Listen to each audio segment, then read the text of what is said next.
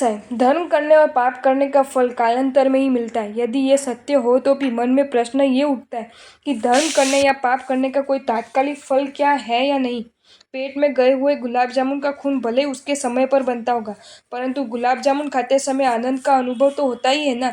धर्म के मामले में भी क्या ऐसा कुछ नहीं होता?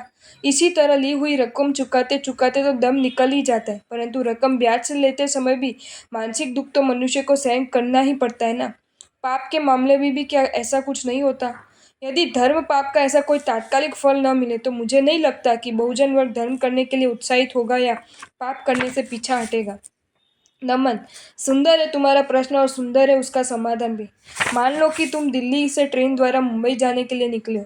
एक सप्ताह पूर्व उसका टिकट तुमने बुक करा लिया। अब जवाब दो, दिल्ली से ट्रेन में बैठने के बाद मुंबई पहुंचने में भले ही तुम्हें 18 या 20 घंटे लगते हो, लेकिन यात्रा की उस अवधि के दौरान तुम्हें टीसी का कोई डर लगेगा भला? नहीं ना। क्यों? तुम्हारे पास टिकट जो है, टीसी का डर तो उसे होगा जो बिना टिकट यात्रा करो। इसका तात्पर्य यही कि तुम्हारे पास जो टिकट है वह यात्रा के दौरान सतत तुम्हें निर्भयता की अनुभूति कराता रहेगा।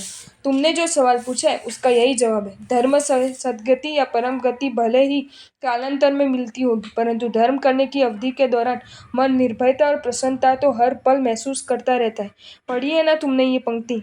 मन प्रसन्नता में ती पूज्य माने जिनेश्वरे। जैसे जैसे तुम प्रभु की पूजा करते जाओगे, जीवन में जैसे जैसे तुम प्रभु की आज्ञाओं का पालन करते जाओगे, वैसे वैसे तुम्हारे मन को उत्तरोत्तर प्रसन्नता की अनुभूति होती ही जाएगी। और क्या कहूँ तुम्हें, प्रसन्नता के एकमात्र सुख की तुलना में दुनिया भर के तमाम सुख तुच्छ है और दुनिया भर के तमाम दुख ताकतहीन है। धर्म के इस तात्कालिक फल के बारे में जानने के बाद कौन सी आत्मा धर्म करने में विलंब करेगी? नमन, अब मान लो कि दिल्ली से मुंबई जाने वाली ट्रेन में तुम बिना टिकट यात्रा कर रहे हो। तुम्हारी मानसिक स्थिति क्या होगी? किसी भी स्टेशन से चढ़ने वाला कोई भी यात्री यदि तुम्हारे सामने टकटकी लगाकर देखेगा, तुम्हारे टिकट आएगा तो उसमें तुम्हें टीसी के दर्शन होंगे। तुम्हारा मन सतत भयग्रस्त ही रहेगा। इसका यह अर्थ यही कि दिल्ली मुंबई ट्रेन भले ही वातानुकूलित होगी, परंतु बिना टिकट की तुम्हारी यात्रा तुम्हारे मन को सतत भयभीत बनाकर तुम्हारे शरीर को पसीने से तरबतर बताती ही रहेगी।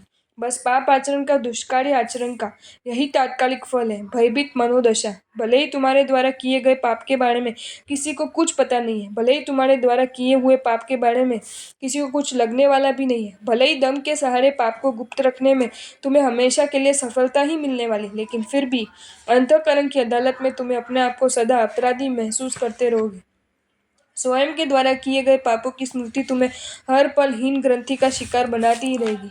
याद रखना, प्रसन्न मनोदशा का एक ही सुख यदि तमाम प्रकार के दुखों को हंसते हंसते सहन करने का सामर्थ्य रखता है, तो भयभीत मनोदशा का एक ही दुख तमाम प्रकार के सुखों को मूल्यहीन बना देने का नापाक सामर्थ्य रखता है।